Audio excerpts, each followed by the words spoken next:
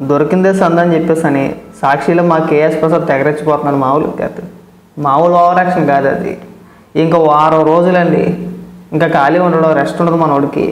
సాక్షి అని, I dream అని, ఇంకా కొన్ని యూట్యూబ్ ఛానల్స్ అని తిరుగుతూనే ఉంటాడు. నైట్ పగలు వారం రోజులు తెగ కష్టపడిపోతాడు. ఇంకా ఇప్పుడు అర్జెంటుగా చంద్రబాబు నాయుడు గారు, పవన్ కళ్యాణ్ గారు రాజీనామా చేసేయాలి. దేనికయ్యా అంటే సుప్రీంకోర్టు చెప్పింది కదా, ఇవాళ సుప్రీంకోర్టులో తేలిపోయింది కదా ఎలాంటి కల్తీ జరగలేదని. అసలు నెయ్యిలో ఎలాంటి కల్తీ జరగలేదు, సుప్రీంకోర్టులో ఇవాళ తేలిపోయింది కదా, చెప్పేశారు కదా అంటాడు. సుప్రీంకోర్టు తీర్పు చెప్పిందండి, నీకు ఏమర్థమైంది అసలు? నువ్వేం అర్థం చేసుకున్నావు? సుప్రీంకోర్టు అడిగింది ఏంటి? ప్రశ్నలు మాత్రం వేసింది, తీర్పు ఇవ్వలా, తీర్పు చెప్పలా. నెయ్యిలో కల్తీ జరగలేదు అని తీర్పు చెప్పలా. అలాగని చెప్పేసి ఎన్డీడీబీ ఇచ్చిన రిపోర్టు తప్పని కూడా చెప్పలా. అవేమీ చెప్పలేదు కదా. ఒక ఓన్లీ ఈ ఎన్డీడీబీకి మాత్రమే ఇచ్చి ఎందుకు ఆగిపోయారు? ఇంకొక ల్యాబ్కి ఇచ్చి అక్కడ కూడా టెస్ట్ చేయించుంటే బాగుంటుంది కదా, ఎందుకు చేయించలేదని అడిగింది. ముఖ్యమంత్రి హోదాలో ఉండి పబ్లిక్గా చెప్పడం ఏంటని చెప్పేసి చంద్రబాబు నాయుడు గారిని క్వశ్చన్ చేసింది. మనం ఉన్నట్టు చెప్పాలి తప్పితే, ఎందుకంటే మనకు అంత ఆత్రం. విచారణ ఇంకా మొదటి దశలోనే కదా ఉంది, వాయిదా పడింది, 3వ తారీఖున తెలుస్తుంది. తీర్పు కాదు కదా చెప్తా. ఒకవేళ తీర్పు చెప్తే, లేదయ్యా చంద్రబాబు నాయుడు గారు చెప్పినట్టు అలాంటిది ఏమీ జరగలేదు, ఇది కేవలం ఆరోపణ మాత్రమే, రాజకీయ లబ్ధి కోసం అలా చంద్రబాబు నాయుడు గారు చెప్పారు అని అనుకోవచ్చు. తీర్పు చెప్పలేదండి, ప్రశ్నలు మాత్రం వేసారు, అడిగారు అంతే. మీరు ఏ విధంగా కన్ఫర్మ్ చేసుకున్నారు, ఎలా చెప్పారు? ఓన్లీ ఎన్డీడీబీ ఇచ్చిన రిపోర్ట్ ఒకటేనా? వేరే ల్యాబ్కి ఏమైనా పంపించారా? వేరే ల్యాబ్కి కూడా పంపించుంటే బాగుండేది కదా, దాన్ని ఆధారంగా చేసుకుని మాట్లాడుంటే బాగుండేది కదా. వాళ్ళు అడిగింది ప్రశ్నలండి, తీర్పు చెప్పలేదండి, తీర్పు ఇవ్వలేదండి. మీరు డిసైడ్ చేశారండి ఇక్కడ. అప్పుడు వీళ్ళు సాక్షులు కూర్చొని డిసైడ్ చేస్తున్నారు. అప్పుడే తేలుద్ది, తొందర ఎందుకునైనా అన్నీ బయటకు వస్తాయి. చంద్రబాబు నాయుడు గారు ఏమీ అంత సింపుల్గా ఎలాంటి ఆధారాలు లేకుండా ఆయన ఒక స్టేట్మెంట్ లీక్గా చేస్తారని చెప్పేసి ఎలా అనుకుంటున్నారు మీరు? అంత సింపుల్ ఏం కాదు కదా.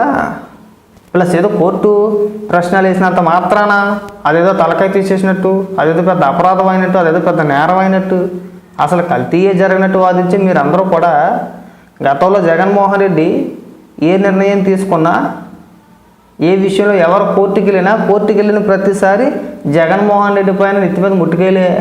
1, 2 కాదు కదా, ప్రతిసారి కూడా కొన్ని వందల సార్లు కోర్టులు ముట్టుకేలు వేసినాయి. ఏ రోజున రాజీనామా చేసాడా? కొన్ని ఎప్పుడు నువ్వు అడిగావా? సరే, ఎందుకు ఈ కోడిగుడి మీద ఏకలపీకే విశ్లేషణ?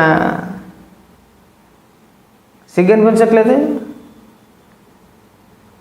తీర్పు చెప్పలేదు సార్, ఓన్లీ తీర్పు చెప్పేలా డైరెక్ట్గా కల్తీ జరగలేదని చెప్పేసి తీర్పు చెప్పలా. ప్రశ్నలు వేసింది, వాయిదా వేసింది, అంతవరకే. ఈలోపు మనం డిసైడ్ చేసుకోకూడదండి. ఇక్కడ స్టూడియోలో కూర్చొని మనం డిసైడ్ చేసుకోకూడదు. ఇక్కడ ఆయన డిసైడ్ చేస్తాడు స్టూడియోలో కూర్చొని. చంద్రబాబు నాయుడు గారు, పవన్ కళ్యాణ్ గారు అర్జెంటుగా ఇమీడియట్గా ఇప్పుడు ఉన్నపలంగా రాజీనామాలు చేసేయాలి.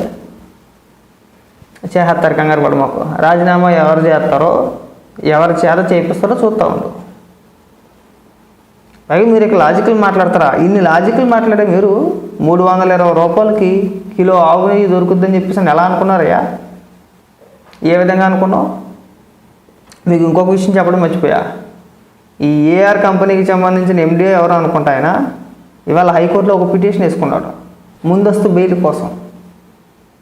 దాని గురించి వాళ్ళు ప్రస్తావించట్లా, అది మర్చిపోయారు. ఇక్కడికి వచ్చి పనికి మళ్ళీ లాజిక్లు నువ్వు చెప్పాయా కేఎస్ ప్రసాద్, పోనీ ఈశ్వర్ అయినా సరే, మీరు పెద్ద లాజిక్లు మాట్లాడుతున్నారు కదా. 320 రూపాయలకి ఏ కంపెనీ నెయ్యి ఇచ్చుద్ది? 320 రూపాయలు అంటే చీప్ కదా, అవునా? కల్తీ జరగకుండా ప్యూర్ గీ అంటే స్వచ్ఛమైన ఆవు నెయ్యి 320 రూపాయలకి వచ్చింది. అక్కడ అర్థం అవ్వట్లేదా మీకు?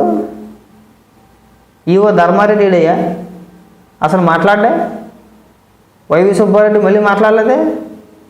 మొదటి రోజు మాట్లాడమే కానీ వైవి సుబ్బారెడ్డి మళ్ళీ ఎందుకు మాట్లాడాలా? హైకోర్టులోని సుప్రీంకోర్టులోని పిటిషన్లు ఎందుకు వేసుకుంటున్నారు మీరంతా?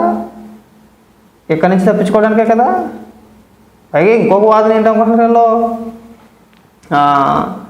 ఈ సిట్ పైన నమ్మకం లేదంట. ఎందుకంటే రాష్ట్ర ప్రభుత్వం నియమించింది. రాష్ట్ర ప్రభుత్వం నియమించింది కాబట్టి రాష్ట్ర ప్రభుత్వానికి అనుకూలంగానే రిపోర్ట్లు ఇస్తారు వీళ్ళు అని. మరి గతంలో చంద్రబాబు నాయుడు గారిని అరెస్ట్ చేసినప్పుడు ఈ రూల్స్ అన్నీ మనం మాట్లాడలేదే. రాష్ట్ర ప్రభుత్వమే కదా అప్పుడు అరెస్ట్ చేసింది. ఈ రూల్స్ మనం ఎందుకు మాట్లాడాలి అప్పుడు? అంటే అప్పుడు అది కరెక్టా, ఇప్పుడు ఇది తప్ప అంటే అన్నీ మీరు డిసైడ్ చేసేస్తారా? ఆ లెక్కలు లెక్కేసుకుంటే రాష్ట్రంలో ఏ కేసు వచ్చినా కానీ మనం సుప్రీంకోర్టుకి వెళ్ళి సిబిఐ విచారణ జరిపించండి, సిబిఐ విచారణ జరిపించని చెప్పని అడగాల. ఇంకా రాష్ట్రంలో ఉన్న వ్యవస్థలన్నింటినీ మూసేసుకోవడమే, అంతేనా? అబ్బే, మీ తెలివితేటలు మీ ఒక్కడికే తెలివితేటలు ఉంటాయనుకుంటారో, లేదంటే మీరే అపర మేధావులుగా ఫీల్ అయిపోతుంటారో మాకు ఒకసారి అర్థం కాదు. కానీ మరీ ఎంత లేకుతాను. తీర్పు ఇచ్చిందయా, వాయిదా కదా వేసింది, తీర్పు కాదు కదా ఇచ్చింది. వీళ్ళు అప్పుడు చెప్పారు, ఇక్కడ డిక్లేర్ చేస్తున్నారు చంద్రబాబు నాయుడు గారు తప్పు చేశారు, తీర్పు రాలా, వచ్చుద్ది, కంగారు పడమాకండి, ఫైనల్ తీర్పు వచ్చేంత వరకు కూడా ఆగండి, అప్పుడు తెలుసుద్ది ఎవరు తప్పు చేశారు ఎవరు తప్పు చేయలేదు, కల్తీ జరిగిందా లేదా అనేది పూర్తి సమాచారం అప్పుడు దొరుకుద్ది మనకి. ఈలోపు మన స్టూడియోలో కూర్చొని అప్పబాయ మాటలు మాట్లాడకుండా పెద్ద పెద్ద విశ్లేషకుడి పేరుతో నేను చదివినిపిస్తాను చూడండి, ఇవాళ జడ్జి గారు ఏమేమి ప్రశ్నలు అడిగారు అని చెప్పేసి అని ఆ చదివినిపిస్తున్నాడు. అది కూడా చదవడం కూడా అదో రకమైన చదువు.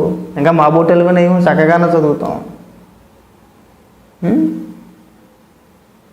ఏమన్నా బుర్ర ఏమన్నా పని చేస్తుందా మీకు? అసలు ఉన్నది చెప్పమంటే వక్రీకరించి చెప్తారు. అలా జగన్మోహన్ రెడ్డి మాట్లాడమంటే జగన్మోహన్ రెడ్డి ఎడుతాడు పక్కన.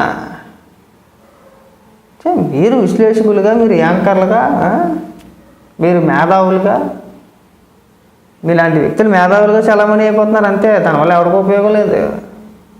శుద్ధ దండగా మీ బతుకు తెరువు కోసమే ఇదంతా కూడా. మీ మేధావితనం అంతా కూడా రాష్ట్ర ప్రజల కోసమో, రాష్ట్రానికి ఏదో మేలు చేయడానికో, రాష్ట్రానికి పనికొచ్చుద్దని చెప్పేసి నేనైతే అనుకోను. మీ బతుకు తెరువు కోసం రాజకీయ విశ్లేషకులుగా ముసుగు వేసుకుని ఇలా జగన్మోహన్ రెడ్డికి ఉడిగిని చేస్తున్నారు అంతే. ఒక్క మాట వాస్తవం ఉండదు. ఒక్కటే ఇదనే కాదు, గతంలో నువ్వు ఏ విశ్లేషణ చేసినా సరే ఒక్క మాట వాస్తవం ఉండదండి.